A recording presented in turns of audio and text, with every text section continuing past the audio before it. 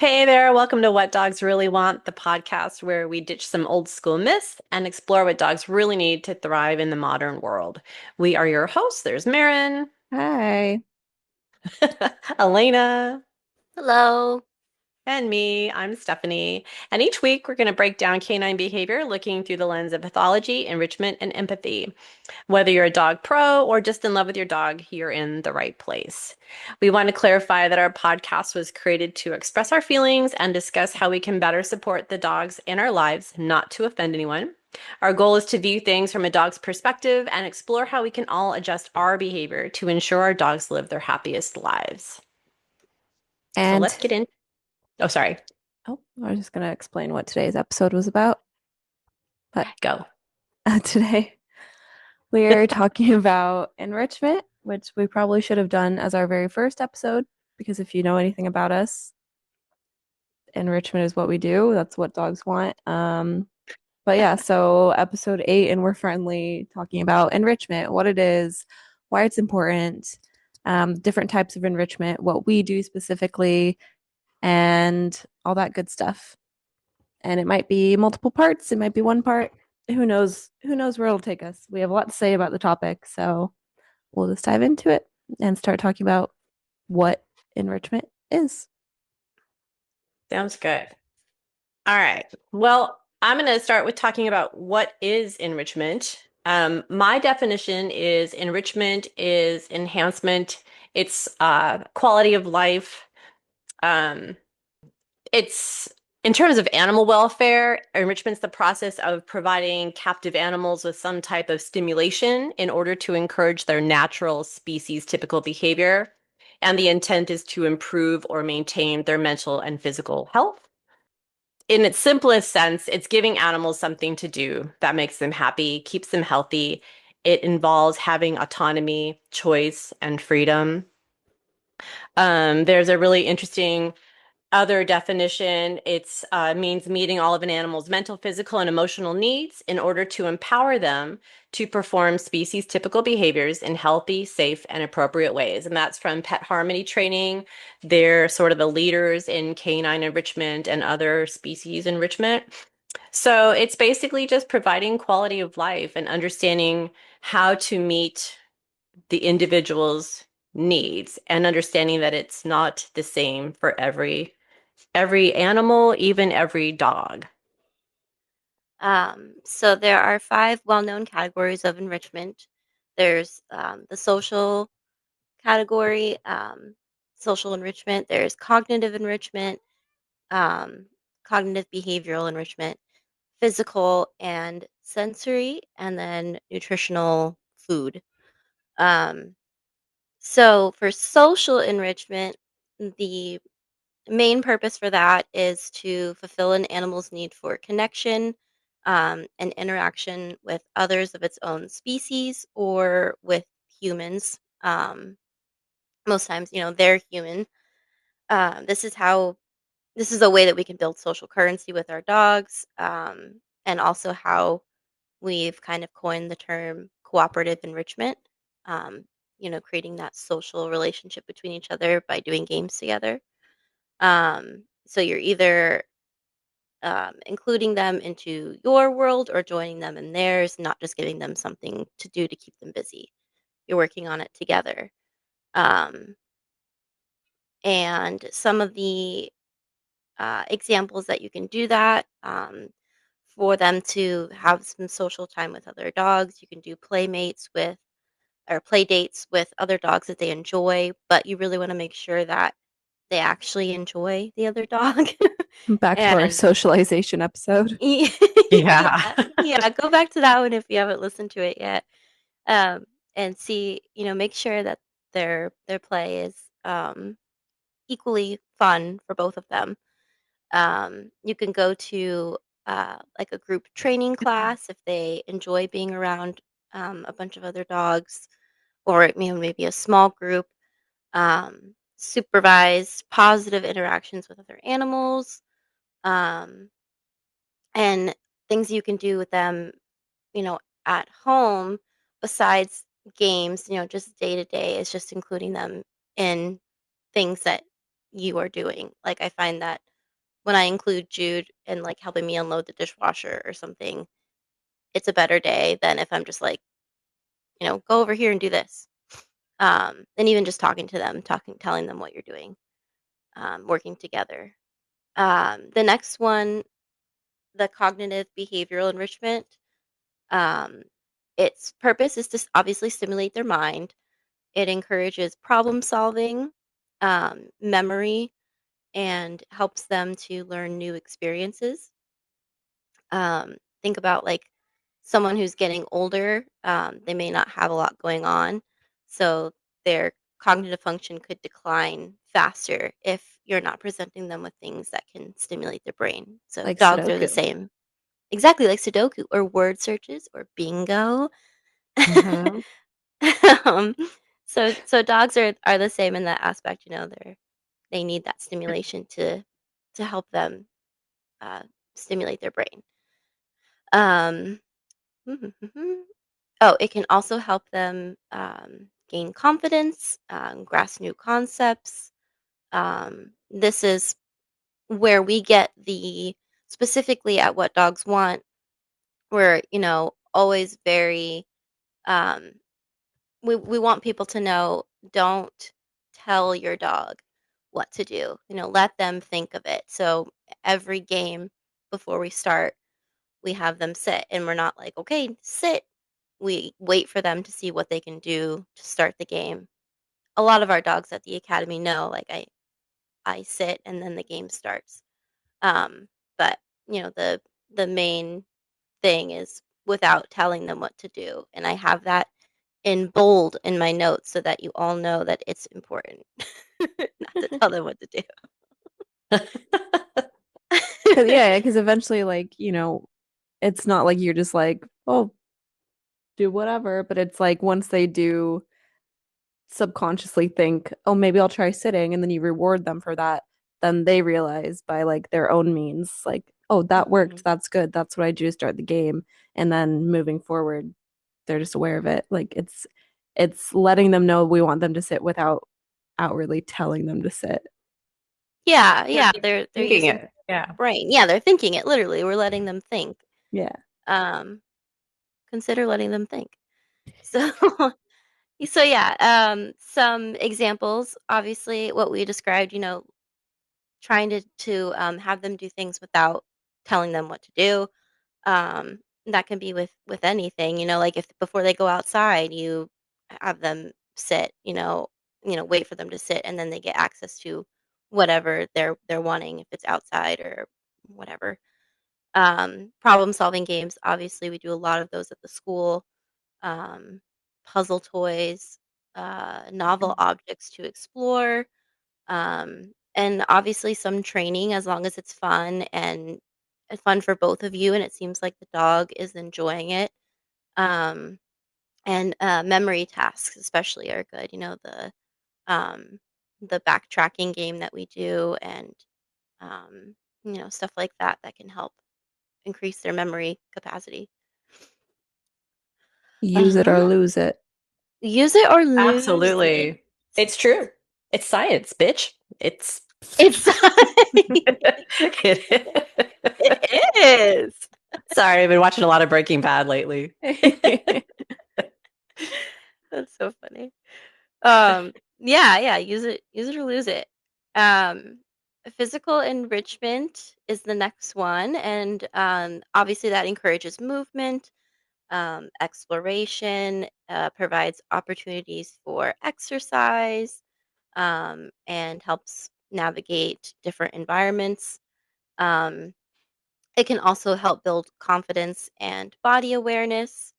And it's great for those going back to like our breed group episodes. In particular, it's really good for like gun dogs, bully breeds, sight hounds, like we were talking about. Any of those dogs that really, really thrive on physical activity. I mean, all breeds obviously need physical activity, but But some more than others. some more than others, yeah, Yeah. Some need especially it. yeah, some actually need it in their lives.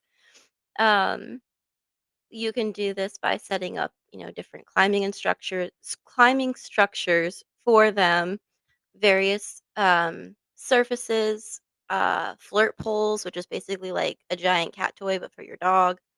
The gun dogs especially really like those. Lure courses, changing the arrangement of objects in an enclosure, obstacle courses, agility, pretty much anything that encourages physical activity. Um, then the next one we have is sensory enrichment, which is my personal favorite. Um, just because it kind of just lets the dog do what they would naturally do, but you're providing opportunities for them to explore their senses. So, that you're giving them stuff to smell, see, taste. I mean, we all know our five senses. I don't know why I'm mansplaining five senses to everyone like they don't know. Just in case. um, so yeah, this is just letting them explore. It helps them to slow down. It helps us to slow down, and just kind of take in our environment.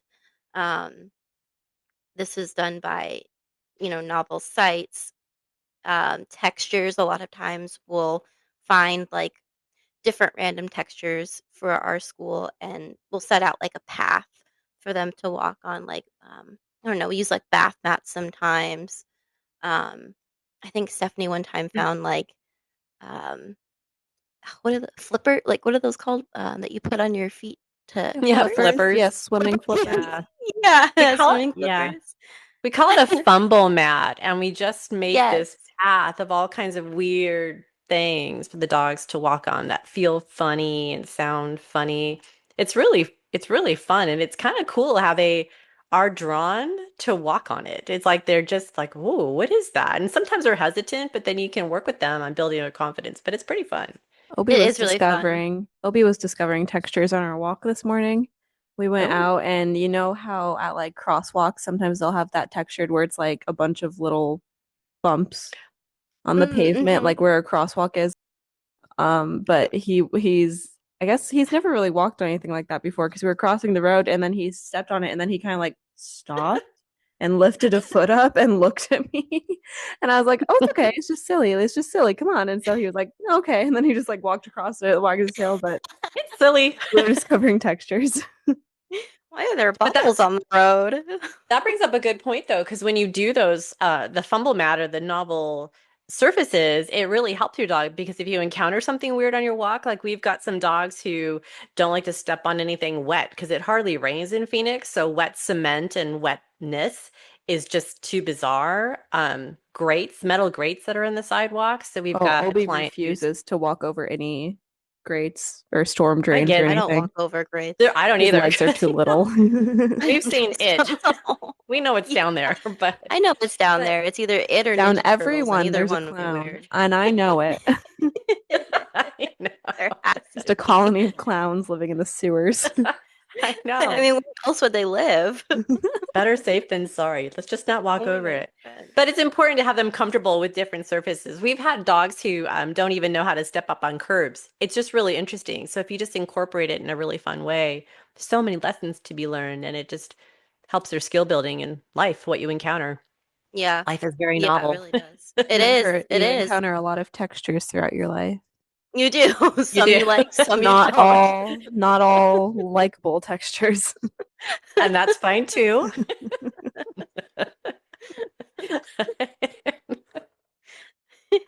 Yeah, yeah. No, it's really fun to like give them different things to interact with, like um umbrellas even. Like it never rains here. So you setting down an umbrella open in the middle of the room, everyone's like, "What is that?" So, yeah, it's my favorite because it's just fun to like give them something and just see what they do with it. Like just really observe them and get to know them personally and how they think. Mhm. Um, so yeah. Also, I wanted to add one of the other activities that we do for that's really fun is our picnic activity, where we put like a bunch of things in a basket. So, things that like make noise, just weird things to look at, and then A um, food, a food you a can food, share. a food you That's can my favorite. share. A Yes, slice of me cheese, too. A perhaps. slice of cheese is normally what we use. So yeah, so a food you can share, a food for them, and I think a food for you or something like that. Um, but yeah, we do the cheese, and that one's always really fun because you can just sit down and go through the basket together and pick out the objects and look at them, and So like it's really fun. visualizing like a Lady and Tramp moment. Just like having spaghetti. With string cheese. Hello, Clover. Sorry. Yeah, exactly. Channel your Popped into my your head. lady in the tramp moment for I that one. know. I know. But yeah, that one's a really fun way to do that. I mean, we'll do a deep dive into obviously a bunch of other games and stuff, but I wanted to mention that one especially. I want to say too, before we go off that type of enrichment, I think that's one of the ones that's overlooked by so many people. Like they don't Mhm. understand how crucial that is to their Mhm. learning and resiliency. Like in our schoolyard, we have wind chimes and we have water features and all that kind of stuff. And it's so benign, but Pinwheels. hearing it, yeah, Mhm. pinwheels, like all that stuff, it's something for them to recognize and see, experience, hear. It's just cool, and that it couldn't be easier just to have that stuff around your yard for them to poke at, watch, and even if it's scary at first, that doesn't mean they can't handle it like you work with them. But it's just all of that sensory stuff is so important, and I don't think people think like that. And it's the easiest one to do. Yeah. It really is. Yeah. I mean, you can just easily set out different things for them to interact with and even just look at anywhere, like in the yard Yeah, especially. yeah. Um, so yeah, that one's my favorite. Um, Nutritional food enrichment. We don't normally do a lot of this. We normally do this in the summer. When it gets hot, we'll make our little popsicles or um, stuff like that just to give them something else to do because we don't have a lot of outside time. Um, but I mean, we do games like foraging games and stuff like that. But we try to focus on more of the other aspects. But the foraging ones are fun because obviously it's a natural behavior for them. So it can motivate that natural instinct of foraging and hunting. And it just helps them keep engaged with their food. Um, Obviously, this is more popular. I think it's more popular in like wildlife enrichment, like keeping them sharp with their hunting and foraging skills. Um, but we can do it, with our dogs too. They love it, like all those puzzle feeders. They love the treasure hunts that we do. Set out a bunch of boxes and hide some kibble in there. And just offering food in different forms, on different textures, different flavors. I think one time one of our parents gave us like dog ice cream. I don't Oh remember. yeah. I don't remember who it was, but that was fun for everyone. We gave them a little bit of some dog ice cream, and um, the different textures is fun too. Um, we try to do different things with like licky mats. So like we have one that we like weave this rope toy through, and then we can hide kibble in the rope toy. I think that's kind of fun for them sometimes. And even our knock it off game, we'll use like a little smear of peanut butter, and they have to knock off the cone or whatever off the other cone to get to the peanut butter, and um, it's just fun different ways. Obviously, like licking helps calm them too, so it helps goes hand in hand with that as well. Um, but yeah, those are the five categories of enrichment. We try to do all of them at the academy. Um, But yeah, I mean, they're easy enough that you can do at home too. So Yeah. Yeah, for sure. Cool. So you hit on a lot of the reasons that enrichment is important just within oh, each sorry. category. No, it's good. But that's just to reiterate, like it's so crucial. And I'm going to tell you a little story to explain how I Come on, learned cozy up. how. I know, Story gather time. around. Oh. I know. So, what even got me into this, I don't think we've talked about this yet on one of the podcasts, is I was working in the behavior department of a large no-kill shelter, but we used to pull from the county shelters dogs that were on the E-list. So we'd get the euthanasia list every morning and walk the halls and check out the dogs and see if there was anybody we could help. And there's a number of reasons that dogs would be on the euthanasia list. We're very overcrowded here in Phoenix. And it can be anything from sickness to behavior problems. So we were taking a look at this little guy, and he's a Sheltie Corgi mix, about 8 months old, and he was turned in for behavior problems. And he was on the E-list for that because it was the summertime and they're overfull and you have to make some really difficult decisions. But he was also getting sick. So he was definitely, if we couldn't take him, his outcome was not going to be good. So because he was so darn cute, and I'm very biased to herding breeds and anything with little legs, we said, okay, let's meet this guy and see if we can help him. And this was this little guy the day we found him. Indiana Jones. Indiana Jones. His name was Mr. Jones at the shelter when they turned him in. And he was there with his sister, Mrs. Jones, but another rescue had snagged her. So Mr. Jones left, and we took him out to do an eval, and he was fantastic. He was really social with all of us. You're walking down this really long, loud, dingy, icky hallway to get to the evaluating area, and dogs were barking and lunging at the kennel, and he could have cared less. And did resource tests. We did all the tests that you do, and he was fantastic. So we're like, all right, we're going to foster him and see what his behavior problems are because you couldn't see anything really evident. He came home with us, and long story short, he never left. But his behavior problems, we quickly learned, was he was just understimulated. We got him over his kennel cough. He was fine.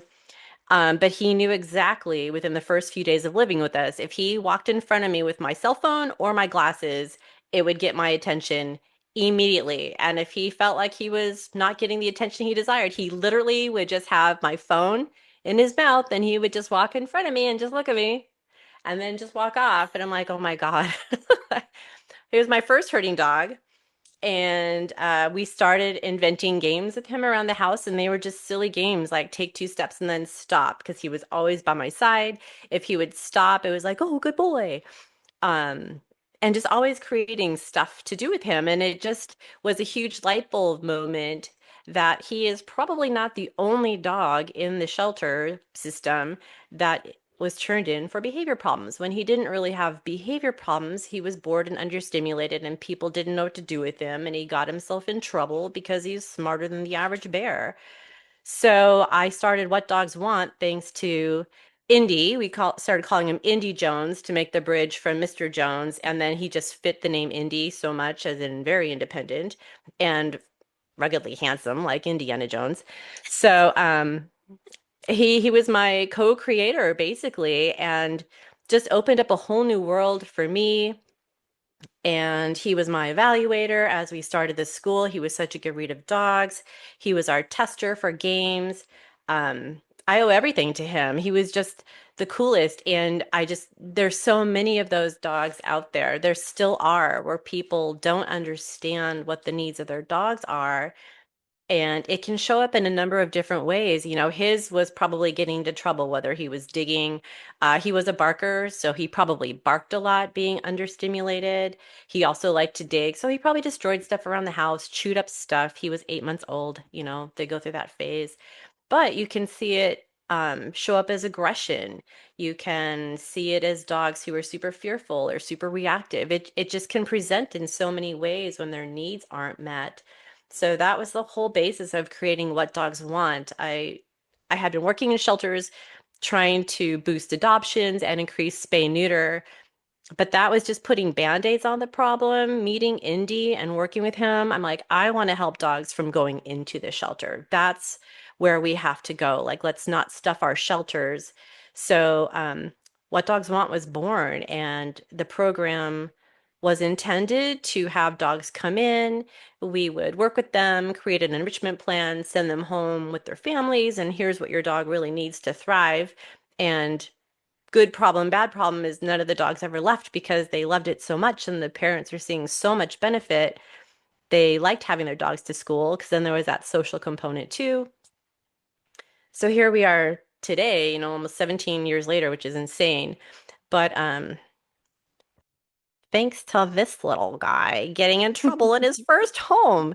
But it was really eye-opening, and we need to do better by our dogs. It all makes sense that they are captive animals and they will go bonkers if you don't treat them as the intelligent, sentient beings they are that have their preferences and their likes.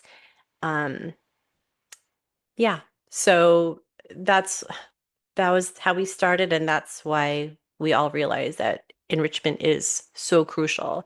And when I started, no one really understood what enrichment was. They didn't know what we were doing. Like, oh, are you guys at training camp? Are you daycare? Like, absolutely not. The dogs come and we find species specific behaviors they enjoy. We definitely have some things that we throw at the herding dogs and some things we throw at the gun dogs. But honestly, we present all dogs with all opportunities because you never know. We have a little dachshund who likes to roll the herding ball around and he's amazing. He'll do it just for fun. If it's out there, he just goes and shoves it and pushes it around the yard. So I don't know. It's kind of cool. But Shout out Bernie. yeah, shout out to Bernie. Shout out to Bernie. I know. Okay, so moving on, enrichment is becoming a more widely known and a widely used kind of concept in the dog world, but I think that it is still sort of new and ever changing, that there is a lot of misunderstanding of maybe what enrichment is and isn't. And so each of us just kind of picked out a little sort of enrichment myth that we want to bust, that we feel like maybe is important to talk about. So I believe Elena is going to go first with her myth busting. Yeah, yeah. I'm channeling my Mythbusters.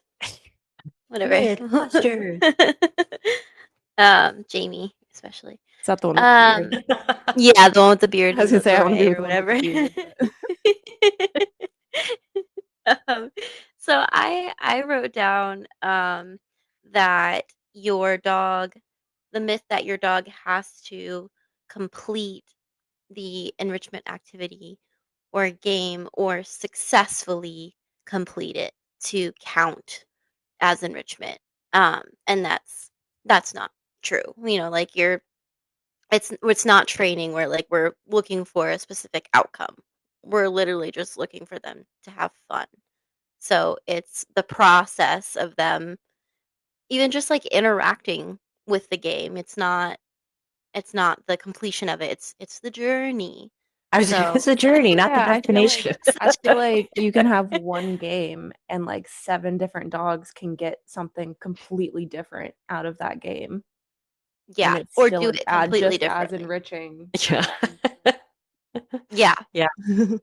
Yeah, exactly. It everyone can get something different out of the same activity, which is what's so cool about them. But yeah, it's not the goal isn't like you need to get this kibble out of this cup. It's just like we don't it doesn't matter if they get the Yeah. kibble out of the cup. It's it's them just participating in it and I you connecting. That just reminded me of an example, like, because we do scuba dog is a big activity we do where we'll have like a little tub of water with some treats floating, and then we'll usually put some like plastic bowls or like rubber ducks or like little toys in the water floating as well to kind of like create obstacles for the dog to move around to get the treat. And the goal of scuba dog is for the dog to, it's like bobbing for apples, like bobbing for treats. But we have a poodle Nacho who couldn't care less about the treats. His favorite thing to do with scuba dog is just to pull out all the rubber duckies because he loves rubber duckies and that's enrichment for him. And so that's just what Yeah. he does. And that just reminded me of that there. Like that's Nacho's enrichment. Yeah. And Everyone it has their happens a thing. lot. you'll start one game and then some dog has some other spin on it, and I'll usually try to wrangle them back because I want them to also see is that cone or whatever object we're using, as there could be multiple ways to use it. But she was just locked hard. We were doing the veto game where you have a pylon in front of you and you're having the dog go around. Um, and she just would stop at the pylon and just knock it over. And I couldn't get her to go around it. Who were you talking? Were you Really? talking about Maisie? Yeah, you didn't say a name. Poppy. It was actually Oh, Poppy. Poppy. It was She's like crazy. interacting with your internet. She's like, shut up, shut up, shut up. I was not doing that.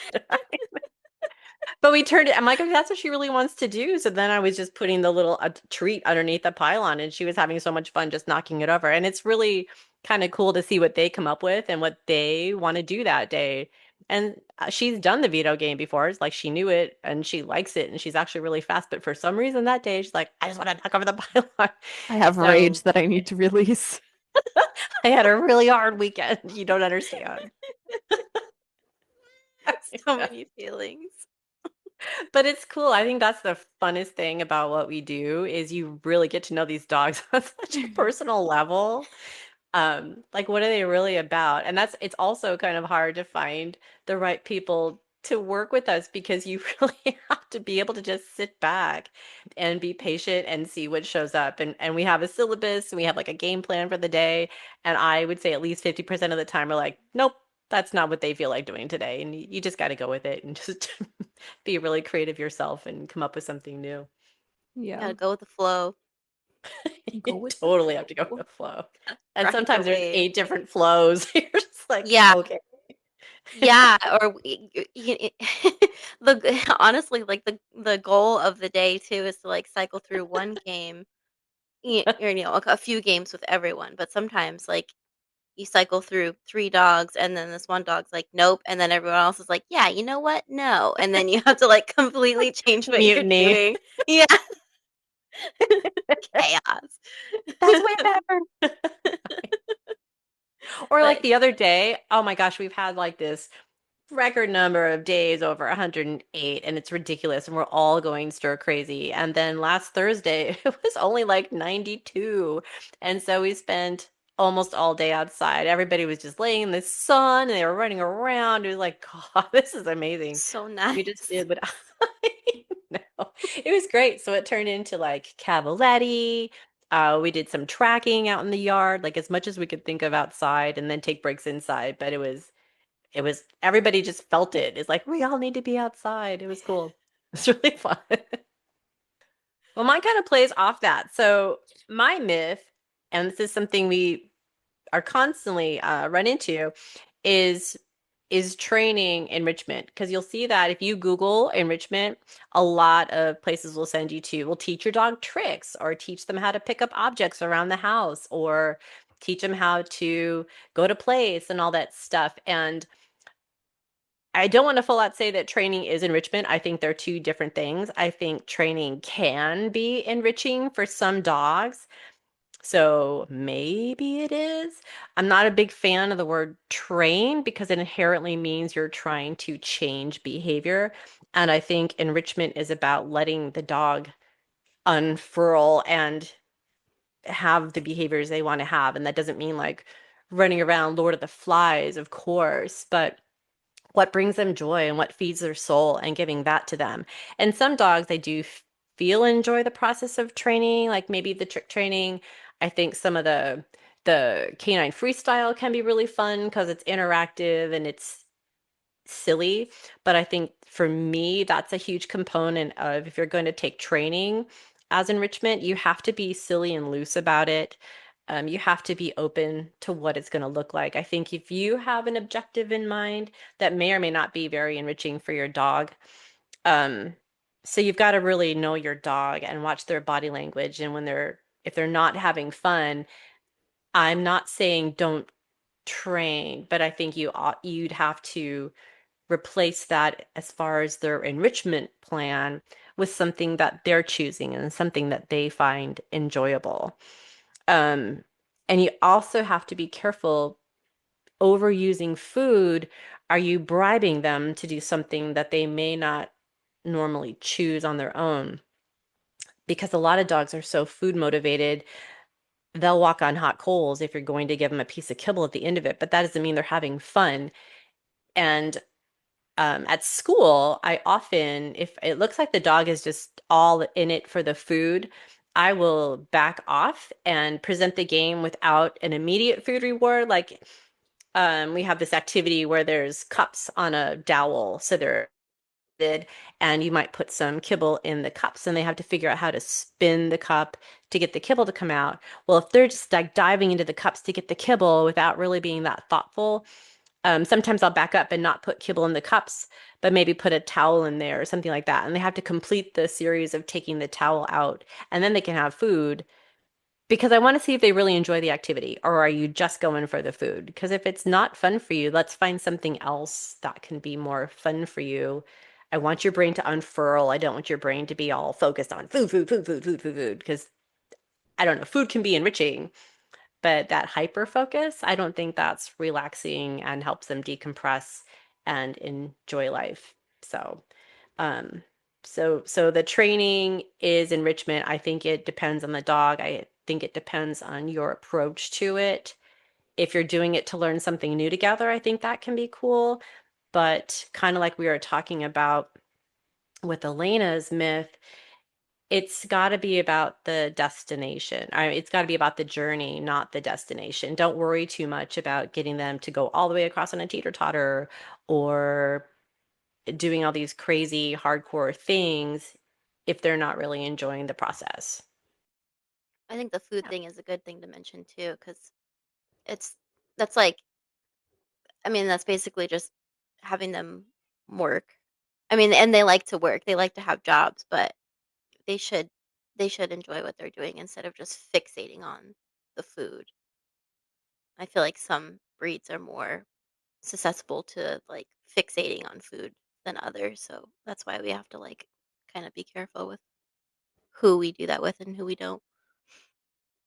Yeah, and we see them lose their focus too. We've got a couple, um, I think they get a lot of training and there's a lot of food rewards in their training, which is not a bad thing. But then they come into our environment and they've lost the ability to creatively think. You'll present them with the game and they don't they don't approach it thoughtfully. It's just knock it over, where's the food? And then if the food's not there, they get frustrated. So you just have to find that balance and really know your dog and respond to your dog's needs. Because I don't think needs are being met. I think you could be creating frustration. So there's a fine line Mhm. there. Um, yeah. So I think that kind of says enough. There's a lot of fun ways you can build skills. It doesn't always have to be so obedience oriented. Just like you were mentioning too, Elena, having dogs sit to kind of like settle themselves and have some self-regulation. It doesn't have to be all command compliance. We have them work for if you want something and you give us a nice sit, then that's letting us know that you want something. And that doesn't mean every time they sit, they get what they want, but it's giving them a tool and a way to communicate with us. And also, if they don't want to participate in a game, if they know that sitting usually gets them into the game area and then they're not sitting, it's like, oh, are they opting out of playing the game? So that's cool too. It gives them a little bit more of a voice than always just telling them what to do all the time. Um, and along with that too, I have to throw in there we've had a couple clients who have gone to boot camps because they are going through struggles at home. And then what we see is a lot of that hardcore training, everything is put on cue, which can make it more manageable at home, I suppose.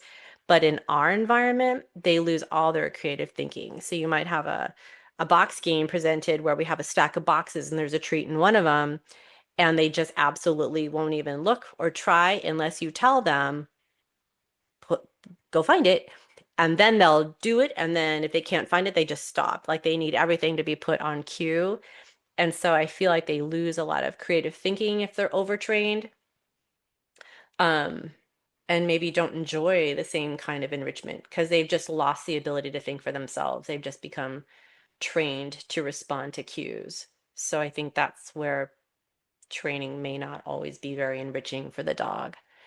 Might be more convenient for you, but we're here for what's best for the dog. And there are ways to meet in the middle. So that's all I need to say about that. I feel like I'm always bashing on boot camps, but Yeah. wow. Someone has to. We just see certain challenges with it in our environment. Yeah. Well, my myth that I want to talk about is the myth that enrichment is a luxury rather than like a right and that it's expensive. I feel like there are a lot of fancy puzzles and like branded games and activities out there. And people might think that's just kind of an unnecessary expense for their dog. Like, why do I need a pastel pink slide puzzle? Like, my dog has so many other toys. You don't. I think all those tools and Kongs and enrichment items out there on the market are good. They are fun and fine, but they're also not the same as what we do with enrichment, which I feel like is a lot of times more beneficial, just like sitting on the floor with your dog, doing a simple activity together, talking to them, walking them through it. Like we said, the cooperative enrichment. I think that's a lot different, and it's different than just buying your dog a food puzzle and calling it a day. Um, so yeah, you don't need all these branded fancy products to be able to have fun. Enrichment doesn't have to be pretty. Enrichment doesn't have to be expensive. It doesn't have to be fancy. Most of what we do at school is just like household objects or just like crap we find at the charity shop for $2 and then are like, what's something we could do with this? Towels, shipping boxes, muffin tins, just body work stuff that you don't need any activities or any tools for. It's not about what you use. I think a lot of people maybe get wrapped up in that or they see all these tools out on the market. It's not Hmm about what you use, it's about how you do it and what you do with hmm it. Like I feel like if a random person were to come into our facility and look at our shelves of stuff, they might be like, what the hell is all this? But like but like, They do you say know, that. yeah. What's with all this junk? You know what I the know. What do you do with that? but it's we repurpose it in so many different ways and like we said like we it's different for every dog so like we might use this random stick to get a dog to target touch with it, we might get another dog to circle around it, we might get another dog to do limbo or jump over it, like we might mix it with other things to make a puzzle. And then yeah, as I touched on a little bit earlier, I think a lot of people kind of still have the mindset that enrichment is like a luxury service, kind of like sending your kid to like band camp, like, oh, it's fun, but like they don't need it. And Hmm just like as we spoke about earlier, like enrichment is crucial. Enrichment is so crucial for any living being, especially captive animals like dogs. Like it is necessary for your dog's health and their well-being, and then therefore for your mental health and your well-being, because if your dog doesn't have enrichment, then that's going to affect you as well, potentially in a negative way. So yeah, I just think it kind of still is a misconception, like, oh, my dog doesn't need that. And we'll kind of, I think we'll cover this a bit more, like, oh, my dog doesn't need that. Oh, they're not smart enough to do that. Oh, they're fine. Like they don't mind. But that's just they do need it. Thinking. Hmm. That's a Obi really good needs point. Yeah. Obi needs it. it. Yeah, I like that because especially now, I feel like um, enrichment has become more of like a buzzword, and it's becoming more well known, which is awesome, and we love. But I think just like with anything, it can be carried away, and it can be monetized, and it can be Yeah. like there's Yeah. just And I'm not saying those twisted food like into. food puzzles and Kongs and licky mats aren't good tools and can be used in situations, but like you don't need that. Like you don't need to spend all this money on these like fancy things that people are advertising and putting their brand on and stuff in order Yeah. to enrich your dog's life. Well, and some of those things too, like I did a whole webinar once called Beyond Kong, and Kongs are fine, but enrichment is more than just boredom busting and entertaining, so you can get a moment's peace. Yeah. That's why Maren kind of coined the word cooperative enrichment, and that's perfect for it because that is what we do. We're working with the dog. I don't think they get enough of that, and that is crucial because you build these solid relationships with these dogs, the social currency that we talk about all the time, and they learn from you, and you learn from them, and you're learning how to communicate, and it's fun. I mean, isn't that why we have dogs to have that kind of relationship with? Not just, oh, I just want them tired so they're good. Well, I don't know. Yeah. Yeah, and with the crucial nature of it too, you always see like the elephants that go crazy in the zoo or the orcas that kill their trainers. Like, why do you think that's happening? Because they're going mad. They're in these confined spaces. They're not able to do the natural behaviors. Being fed fish out of a pail is not exactly the same as actually hunting and foraging. So why would our dogs not also be suffering when they don't get this kind of engagement? Yeah, It's it's like, zoo animals. Yeah, go ahead. I don't know, just to put it in kind of like human terms, it's like imagine your life without any sort of enrichment because everything you do enriches you somehow. Going on your phone in the morning and looking at the news is Mhm. enriching. Going to work, even if you hate your job, that's enrichment. Just going outside is enrichment. Watching TV is enrichment. Cooking your own meal is enrichment. So imagine your Mhm. life if you had none of that. You're just laying in bed, no devices. Someone brings you food at a designated time. You don't get to pick what you're eating. Someone just brings it to Right. you. And then you're just laying in the house all day doing nothing. Basically, what I was doing on Tuesday when I had the worst flu of my life. Like, that's Mm. a life without enrichment. And I was freaking miserable.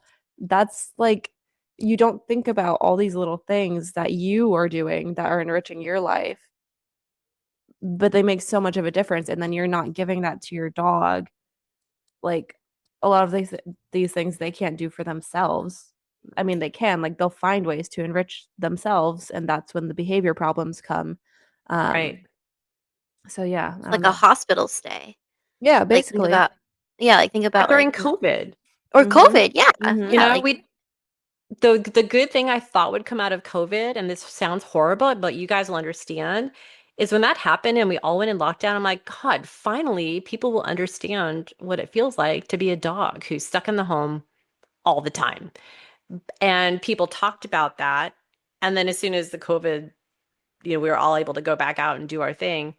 Now we see all these behavior problems because like they didn't appreciate that. It's like your dog has the same emotions and feelings that we do. Yeah. Um, so yeah, it's just kind of crazy that it's still not done as it should be. Yeah. We're getting better. We're making strides, but that cooperative enrichment is so important. Um, yeah. Yeah. So, which is why we're coming out with this series, a couple of them. We've got Tots and Spots that's coming with Alana, enrichment with your child and your dog, where you're working with them together, doing enjoyable, fun, purposeful activities. And then we've got See Spot Think coming out this fall, where it's videos of easy to implement activities you can do with your dog in 10 minutes or less. It couldn't be simpler. We're showing you how you work with a dog who might just barrel through things, who's afraid of things, because this is so crucial to their mental health. And it's fun for you too. If you just play hide and seek with your dog for a few minutes, it's so fun and it's so good for both of you. It's that easy. And that kind of ties into our next point that I was going to talk about, which are things you can do right now to enrich your dog's life. mm, So, enrichment is easy. It can be easy. Like you can make the simplest change that adds the biggest impact to your dog's well-being. Like some things you could do literally right now to provide some enrichment are going and getting some tree stumps, some hay bales, some tires, putting them in your yard. They might be a bit unsightly, but like we said, enrichment doesn't have to be pretty. If you really want to get down with it, like you could go get some ramps or pedestals or stuff, but just adding the simplest features to your shared space that you have with your dog. Like the yard is a big one if you have a yard. And even like we said in our yard at the facility, we have like wind chimes, pinwheels, water features, simple things, but that are adding sensory enrichment for your dogs. Um, Providing places for your dog to jump up on, put their feet up, explore from different heights. That's super enriching. Literally just having like a tree stump in your yard that your dog could get up and look around on. Like that's something different for them. Some like 2 feet more that they've never seen before. It's simple as that. Other things you could do, try doing a scatter feed for breakfast. Mm. Easy. Or what I do with Obi for breakfast is he has this little red ball, and you like put the food in the ball, and then he has to roll it around the house to get all the food out. And it's his favorite thing ever. And that's just one little enrichment thing that he does every single day to get breakfast. And it just starts his morning off right. Play a game with your dog, like Stefanie was saying, hide and seek. Literally, while you're getting ready for work, you could play a quick 5-minute game of hide and seek with your dog. Or if you do add more sensory things to your yard, walk around the yard with your dog, act interested in it, act as interested as your dog is in it. Let them show you all the cool new things that they found in the yard. The easiest thing I think anyone can implement, because everyone walks their dog. Next time you take your dog on a walk, let them sniff, let them choose what direction they want to walk in, allowing them that choice and that exploration. Like sniffing is so calming and enriching for dogs, and allowing them to have that freedom to decide what they want to sniff, where they want to go, even if it makes your walk a little bit slower, a little bit longer than maybe you might like. I always say like the walk isn't for me, it's for my dog. And if I want to go on a walk for me, I'll leave my dog at home. Like when I have him out there, like it's for him. Like because exploring the world should be fun and exciting, because they only get to explore when we allow them to. Mhm. So why would we bring them out there to explore and then control their every movement? Allow them to sniff one bush, tell them, "Oh no, keep moving, keep up with mommy's pace." Like it's not fair. And so that's such a simple thing you can do to add so much more enrichment. Like whenever I take Obi out, he picks he picks where we go, he picks how long we're out for, he picks when he wants to come home. And because it's for him. And if I want to go on a walk and I have somewhere I need to be, or I have a certain pace I want to keep up, I leave him at home. It's as simple as that. Um, so there's just like really easy ways you can add enrichment to your dog's life today, right now. Go do it. That's a But good those point. are good points. Scatter feeds, I have to say, are the best thing ever. We do it every morning and every night, at least 2 rounds every day. And our dogs never get tired of it. It's so fun. It's such a decompressing activity.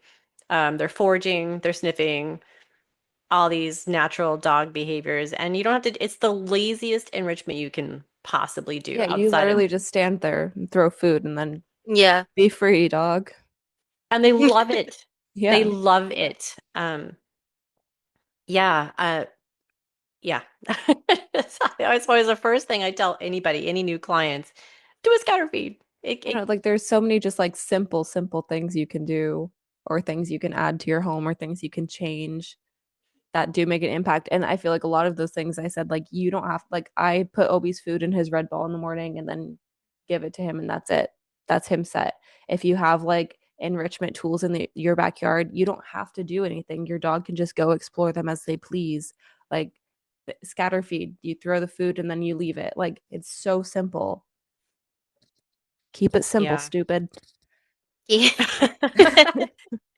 But even the more involved, like the games we do, yeah, we're spending all day with the dogs, but towel games is another super simple one. Mhm. You literally are putting, and most people know the towel games. Like I Googled easy enrichment yesterday just to see what was out there, and everybody has the towel games, but seriously do it. Like it's just putting kibble in a towel and you can roll it, you can fold it, you can tie it up and twist it. There's so many different ways to play. I think that people get bored, so then they think their dog's not interested. You could literally do this every single day. You can do it 5 times in a row and they're not going to get And there's tired so of many it. variations if you just think So about it. many, Like it doesn't have to so be the many. same game. Yeah. Yeah. You can put a towel in anything or Yeah. tie it or Yeah. fold You it can in a do different so many way. different things with like the simplest tools. Yeah, a row of them. Your old clothes. I met a woman in the UK and she does tracking and she takes her dirty laundry and she like scatters it out in the yard and then she hides so her dogs like track where she is. I'm like, how fun is that? You can just throw your laundry in the laundry and you're done. But it's so simple. Yeah. Engaging your dog. The picnic game I like too, and Maren, when you said just show them around the yard, we saw that at a conference. He was a neurophysicist, and one of the things he does with dogs is does the look at that game, and it's so fun. You're walking around like, oh, look at that, because you're just being a team with your dog. You're being their partner, and I think that's so cool. It's so easy, and they Yeah. get so much out of it, and you And do then it's too. building, yeah, it's building your bond. Which Totally. why wouldn't you want that? Why wouldn't you want to be closer and have a better relationship with your dog? No, if you've got that, I feel like everything else falls into place. We've all said that about all of our relationships with our dogs and some of our best clients who are really engaged with their dogs. They don't have behavior problems because everything else just falls in place. I think that every single behavior call I've had to go on, lack of enrichment was the number one reason they were having problems in their dog. Anything from aggression to just Barking. destructive Yeah. behavior and barking. Like if you give them more to think about and stuff to do and give them purpose, all that other stuff is at least diminished, if not gotten rid of. I don't take on any really serious, scary stuff. So it's almost all fixed with just providing some enrichment and building that connection, listening Yeah. to your dog. Yeah. Including them. Yeah. When you do laundry, let them come to the laundry room with you. I'm like, oh, this is gonna go in here, and then with the dryer. I mean, it sounds so silly, but it really works. Yeah. Even They like just you get a want to be with package, you. like let them Yeah, sniff the package Yeah. when you bring Obi it loves in. Like, helping me open packages. He loves mm-hmm. ripping things open. And then if it's like a cardboard thing, I let him rip it up and shred it afterwards. And then it takes me not even 2 minutes to go around and clean it up after he's done shredding. But he loves right. it. I And then know. he's like tired for the night because he just shredded a big cardboard package. Yeah. Also And it breaks it simple. down for you. Yeah, exactly. It fits better in my It's a recycling. win-win. I know. I know. It's crazy. So there's some things you can go do right now. Right now. More opportunities for Don't wait. choice, easy activities. Don't wait. Your Yeah. dog wants you to do this Go find a now. tire on the side of the road and put it in the middle of your yard. Your dog will thank you. Yeah. Think about all the smells too. Ugh. Honestly, that's a whole other thing. All the Mm-hmm. sensory enrichment if you do get stuff Mm-hmm. like that or like hay bales or anything like that. That is another thing too. I mean, we do scent rags with some of our clients. We'll like send out little clean rags. Everybody please take one, take it with you on a walk, take it to work, drag it on the ground a little bit, and then bring it in. We talked about that on another Mm-hmm. podcast. Yeah. It was just Rub it on your grandpa. just Mm-hmm. make it smell like grandpa. We happen to have chickens at the facility, and the other day I just grabbed a handful of feathers and I just threw them in the classroom so they were everywhere. That was like entertaining all day. They were Naturally just shed feathers. digging naturally shed. I know I did not go in there. Give me Pardon me, this. Freddie. I need a couple of these. So, simple stuff. Or bring like if you live near some place that has horses or you go to a park, bring some of the leaves. If you take a trip to the beach, bring some of the sand. It's just all exciting for dogs. New stuff is exciting. Yeah. Mm-hmm. Yeah. Yeah. So, where can people find other enrichment Oh, ideas yeah. or That's activities? me. Do So tell. Do tell. I was gonna shout out C Spot Think too. We did mention Sh- that. So Shout it out again. shout I will shout it out again. So yeah, Stephanie's making like a video series of different activities that you can do, the C Spot Think series. And it's a great resource because it breaks down, step by step how you can do it, how you can do different variations to help your dog in particular. Um, and it just kind of explains our thought process and what we do and how you guys can recreate it at home. And it includes just like what Maren was saying. Like it doesn't have to be fancy. You don't have to go out and buy a bunch of stuff. You can use things that you have at home. Um, and just kind of be resourceful. It makes you learn how to be creative too. So that's a great resource. Um, and honestly, just our Instagram. I mean, we don't go into depth about how to do it, but we've got loads of videos and pictures of the dogs doing different things. At What Um, Dogs Want on Instagram. yes, yeah, thank you. Shout out at what dogs want on Instagram. And we'll answer questions. If you see something that looks interesting and you're not sure how to do it with your dog, we are 1,000% available to help you work through it and answer Yeah. questions. Yeah, yeah, No we are. gatekeeping here. No. Mm-mm. So yeah, those are great resources that, we just have. There's a lot out there on the internet already. I find some stuff on TikTok, but you also have to be careful because we've talked about like social media before, how it can be misleading. Um, but there are good accounts on TikTok that actually have creative ideas. And kind of do some of the same similar stuff that we do. I don't have them written down, so I'm so sorry. But like you can you can search and find some stuff online too. Um, One of the things I like to do is I'll look at activities for I mean Stephanie's been doing this too for years, is like kind of copying some things that they do in like preschools or things that they do for kids. Um, and I kind of draw inspiration from those sometimes on like, I don't know. I mean, we've done Stephanie's introduced the dogs to like musical chairs, but with like carpet squares. So same thing as musical chairs. But stuff like that, hide and seek, obviously, but like you can take children's activities. We've done it with crafts too, and twist them into, things that you can do for your dog. Those are really fun, personally, for me to find how can I take this, activity that this kid does and make it so that a dog can do it, or vice versa, or stuff like that. So um, that's also a great resource.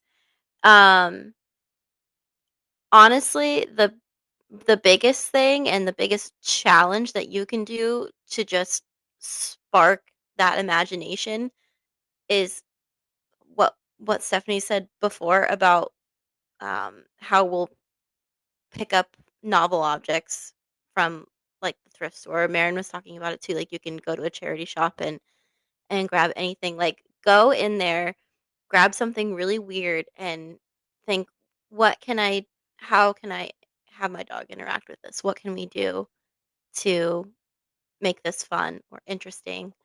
And it's already fun and interesting because it's new, but how can we turn this into an activity? And you can always start with food as a reward, obviously, or hide food in it. But then as you start to practice that more, you can think of more creative and harder ways to do it. And that's why the see spot think thing is also good too, because it teaches you how to kind of level up, you know, different activities. Um, so yeah, I think those were all I had. There's a lot of good information out there because enrichment's becoming more of a thing. The thing I think that is not explained well enough is you also have to know your dog. Um, Yeah. Hmm. because what's like we've said over and over again, like what's fun for one isn't fun for everybody. We are still learning that every day, and we've been doing this with dogs forever. Um, and on a certain day, a dog may not want to do something that it liked previously, and you just got to go with it. They get to call the shots. Um, yeah, Because the and enrichment there is are for them ultimately. yeah, Yeah. yeah, totally. There is a Facebook group It's like the what is it? Like the sensory gardens. I don't remember exactly Yeah, I've got what my, it's yeah. called, but They- um, that is really cool because it's all these people that they've set up their yards or their gardens for their dogs, to explore, and they give you ideas of like plants that are safe for them to just sniff, and if they want to taste them, they can. Um, like Maren was saying, like tires, stuff like that that they can climb up on. But like there are Facebook groups out there that do um, share some enrichment ideas. That one in particular is really cool. That there's some great stuff on there. There's another, I'm glad you said the Facebook thing. Canine enrichment and brain games is another good one. Mm. Really active. There's always good stuff on there. There's another one I belong to too, Canine Enrichment Ideas. So if you just go on Facebook and look for canine enrichment groups, most of them are really good. Hmm. Um, I found a lot of good stuff on there. Simple. You don't have to go out and buy a lot of stuff, like Maren said. In fact, some of those puzzle games that people get and that are really expensive, I don't think they're as fun because I feel like for a lot of dogs, it just becomes muscle memory. Once they've figured out how to solve the game, they just solve it. Hmm. Unless you're super creative and then you hide the game somewhere in the house or you wrap it in a towel or you throw it in a box and give it different levels, but you don't have to spend that kind of money. You can create a just as fun game that is multi-layered and doesn't, cost like $2, if that. Yeah. Yeah. Exactly. Yeah. So yeah, on yeah, just you can draw ideas from others on the internet. But also like challenge yourself to find things that you have at home too that are maybe they're just going to end up in the trash, but set it down for them to explore before you do throw it away. And what does Um, your dog like to do too? Observe your dog. Like some dogs, if your dog likes to dig and that drives you crazy, give them a place to dig. And you mhm. can encourage them to dig in that location by burying stuff in the sand. The godfather of dog behavior, Ian Dunbar, he will bury like things that he gets from the butcher shop in the sand, and his dog will just stumble upon it. Like, how cool would that be to find like a giant bone in your sandbox? He doesn't have other dogs, so he doesn't have to worry about resource aggression, but that dog just knows that's my spot to go to. I can dig, and sometimes there's amazing things in there. I think that's, if I only had one dog, I would do that all the time. Yeah. Mhm. I love that. But, what do they really enjoy? And then what's an appropriate way to give them an outlet? Ball pits, if you don't want to do a sandbox because it's too messy, get them a ball pit. That's like $20 on Amazon for the Hmm. pop-up tent and the balls. Put things in there. I don't know what any dog that doesn't like the ball pit. They all Um, do, yeah. oh my gosh, I know. And you can really do a lot of things with it. If they like water, you can do water games. The scuba dog, that's fun. So observe your dog and then do more of that. What do they really enjoy? What's a good way to give them an outlet for that? And reach out to us. If you are stumped, tell us about your dog, and we could probably give you 10 things that they would love to do. We also Because offer virtual enrichment consultations as well. If you go to the website wdwacademy.dog, we have we offer that as like a full service for like a more comprehensive thing if you are more interested in that. Yeah. like, yeah, like a full-on enrichment plan. Thank you. Thank you for throwing that out there. Yep. Yeah, it's fun. It's really fun.